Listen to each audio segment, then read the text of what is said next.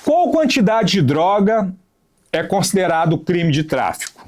Meu nome é Ricardo Bessas, delegado de polícia, professor de Direito Processual Penal no Centro Universitário de Formiga. E as pessoas têm essa curiosidade, né?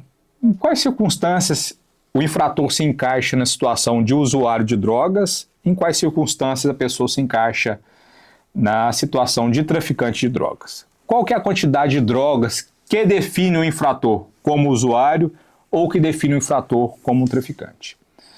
O mais importante que não é a quantidade de drogas. O mais importante é a finalidade do infrator. Se quando o infrator traz consigo a substância entorpecente proibida pela lei, maconha, cocaína, haxixe, heroína, e a finalidade for para consumo próprio, ele vai responder pelo crime de posse de substância entorpecente para uso próprio, né?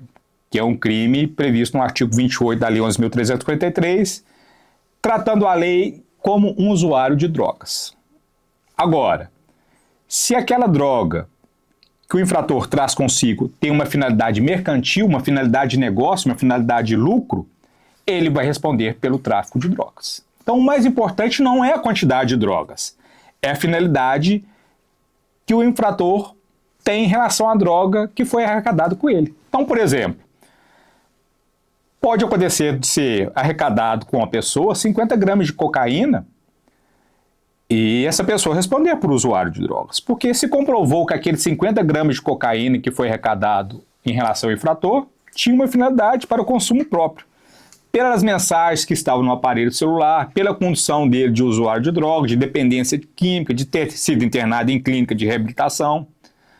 E pode acontecer também de arrecadar com a pessoa 5 gramas de cocaína e essa pessoa responder por tráfico de drogas.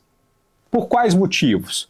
As mensagens no aparelho celular desse infrator, ele negociava drogas, ele recebia dinheiro em relação a drogas, ele vendia e recebia e tinha contato com usuários de drogas para fazer negociações envolvendo a compra e venda de substância entorpecente. Enfim, o que define a condição de usuário e o que define a condição de traficante é a finalidade do infrator. Se a finalidade em relação à droga é para o consumo próprio, usuário.